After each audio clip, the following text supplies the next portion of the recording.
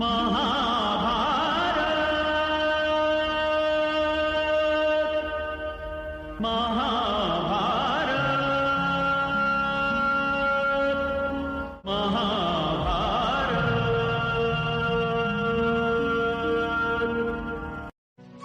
जब गांधारी का विवाह धृतराष्ट्र से हुआ तो उसने भी अपनी आंखों पर पट्टी बांधकर अपने पति के साथ अंधकार में रहने का वचन लिया था।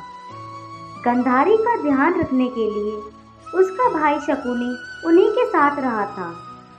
एक दिन ऋषि व्यास हस्तिनापुर में गांधारी से मिलने आए। गांधारी ने ऋषि व्यास का बहुत आदर सत्कार किया और उनकी सेवा में कोई कसर नहीं छोड़ी। ऋषि व्यास ने गांधारी की सेवा से प्रसन्न होकर उससे वरदान मांगने को कहा। गांधारी ने 100 पुत्रों को पाने का वरदान मांगा जो उनके पति की तरह शक्तिशाली हो। ऋषि व्यास ने उसे वरदान दे दिया और कुछ समय बाद गांधारी गर्भवती हो गई, लेकिन 2 वर्ष बीत गए, उनके संतान नहीं हो रही थी।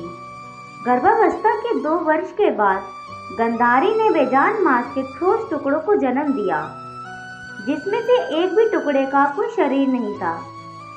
गांधारी ये देखकर परेशान हो गई कि ऋषि व्यास के वरदान के अनुसार उसने 100 पुत्रों की कल्पना की थी। जब वो उन मांस के टुकड़ों को बाहर फेंकने के लिए जाने लगी, तभी ऋषि व्यास आ गए और उन्होंने गांधारी से कहा कि उनका वरदान व्यर्थ में नहीं जा सकता है।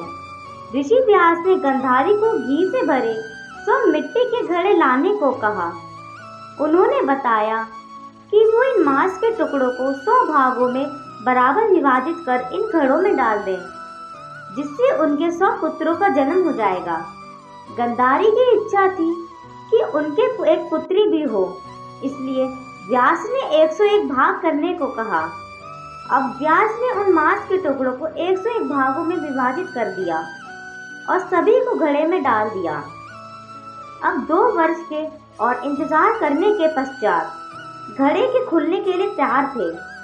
जब पहला घड़ा खोला तो पहली संतान का जन्म हुआ, जिसका नाम दुर्योधन रखा गया।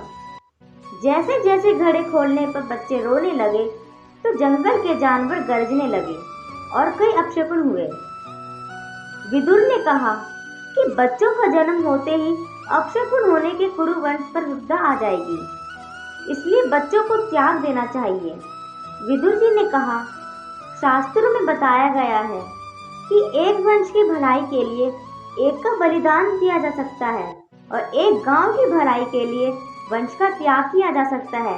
देश की भलाई के लिए गांव का बलिदान किया जा सकता है और आत्मा के विकास के लिए पृथ्वी का भी बलिदान किया जा सकता है।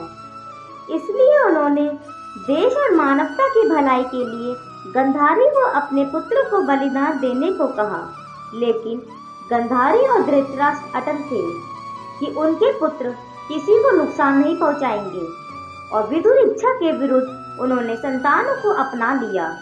धृतराष्ट्र की एक वैश्य दासी सुगदा से उनके एक पुत्र का और जन्म हुआ, जिसका नाम युयुत्सु था। अब गांधारी ने दूसरी संतानों को भी घड़े से बाहर निकाला और अब गांधारी के 100 पुत्र और एक पुत्री दुशाला थी। उनके सभी पुत्र शक्तिशाली योद्धा की तरह बड़े हुए। अब गांधारी के पुत्रों का जन्म साम्राज्य के सिंहासन के लिए विवाद था, क्योंकि युधिष्ठिर का जन्म दुर्योधन से पहले हुआ था।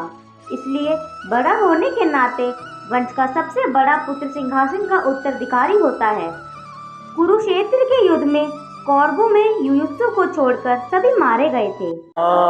महाभारत कथा, महाभारत कथा, कथा है पुरुषार्थ की, ये स्वार्थ की, परमार्थ की, सारथी जिसके बने श्री कृष्ण भारत पाठ की, शब्द दिग्घोषित